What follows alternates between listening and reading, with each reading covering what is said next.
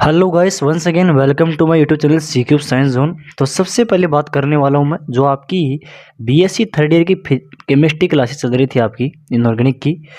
उसके अंदर हमारी क्लासेस चल रही थी। तो मैंने आपको सब कल की क्लास के अंदर मैंने करवाया था, आपको जो पिछली क्लास थी उसके अंदर करवाया था पियर्सन एचएससीबी अवधारणा करवाई थी, ठीक है।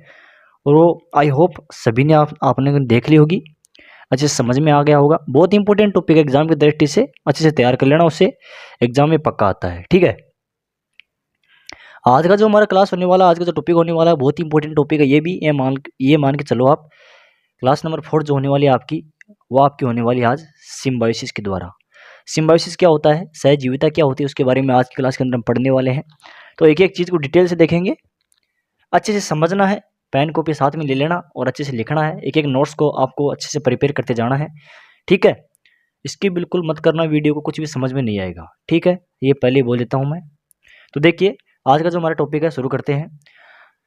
छोटा सा टॉपिक है, इंपॉर्टेंट टॉपिक है, एग्जाम की दृष्टि से अच्छे से तैयार कर लेना। सहजीविता। अब सहजीविता होती क्या है इसके बारे में पहले समझेंगे, इसकी डेफिनेशन क्या होती है, ठीक है। देखिए, सहजीविता क्या होती है, मृदु क्षारक उस केंद्र के प्रति अधिक आकर्षक रखते हैं जो आपके सॉफ्ट बेस होते हैं, उस सेंटर के प्रति अधिक अट्रैक्शन रखते हैं जो पहले ही मृदु क्षार से जुड़ा होता है। मतलब जो आपका बेस होता है, सॉफ्ट बेस होता है, वो आपका सॉफ्ट बेस से पहले से अगर जुड़ा हुआ है तो उसी के प्रति, ये स्वाभाविक बात है कि उसी के प्रति अट्रैक्शन होगा उसका, ठीक है। तो क्या बोल रहा है कि मृदु क्षारक उस केंद्र के प्रति अधिक आकर्षक रखते हैं जो पहले ही मृदु क्षार से जुड़ा होता है, ठीक है।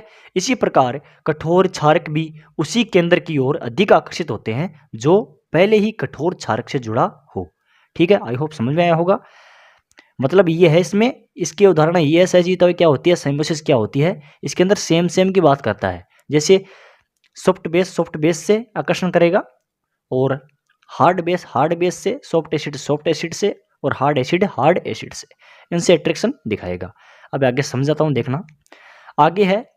इसके अंदर आप देख सकते डायग्राम के अंदर, जैसे मैंने ये आपके लिए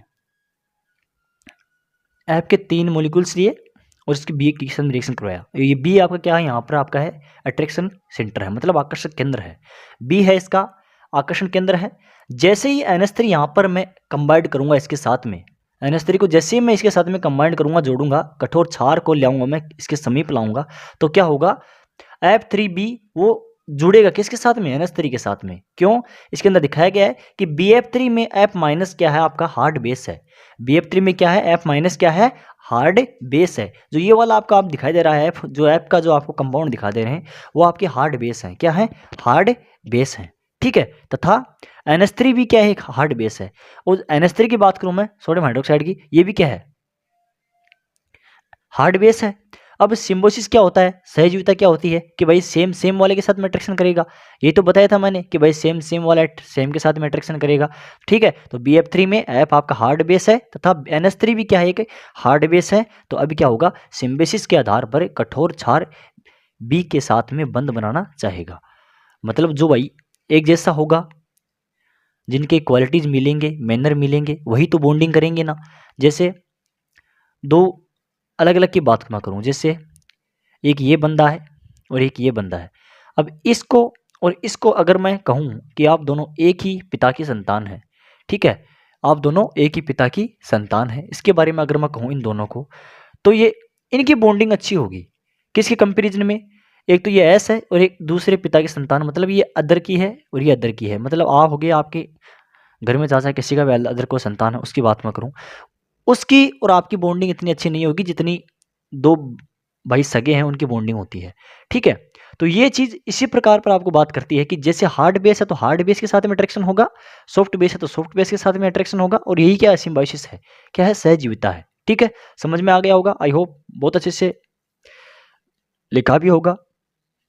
अब इसमें यही बोलना चाह रहा है कि BF3 में F जो आपका हार्ड बेस है, तो NH3 भी क्या होगा, एक हार्ड बेस है। और अब हार्ड बेस के साथ में जुड़ेगा तो सहजीविता क्या होगी फिर, तो हार्ड बेस के साथ में अट्रैक्शन करता है, और यही क्या होता है, सिम्बायोसिस के आधार पर कठोर क्षार B के साथ में बंध बनाना चाहेगा, ठीक है। अब आगे देखिए, अब इसी प्रकार पैटर्न की आगे बात करूं मैं, तो इसके अंदर देख सकते हैं आप। अब HS की बात मैं करूं, सेम वही पैटर्न रहेगा, H माइनस और BHCl3 Cl माइनस। ठीक, इसके अंदर क्या हुआ, ये है सॉफ्ट बेस। क्या है, सॉफ्ट बेस। ये इसका अट्रैक्शन सेंटर है, मार्कस केंद्र है।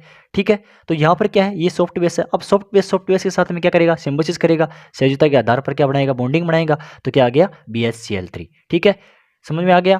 तो ये था आपका आज का पॉइंट। हमारा जो होने वाला था वो है आपका सहजीविता। बहुत इंपॉर्टेंट टॉपिक, एग्जाम की दृष्टि से तैयार कर लेना, एग्जाम में बहुत आता है। एग्जाम में तकरीबन ये पॉइंट आपको मिलेगा कि सहजीविता के बारे में समझिए, सहजीविता की परिभाषा लिखिए। ठीक है, तो आई होप समझ में आया होगा। वीडियो कैसा लगा कमेंट करके जरूर बताना। चैनल को सब्सक्राइब जरूर करना, शेयर करना न भूले। Thank you.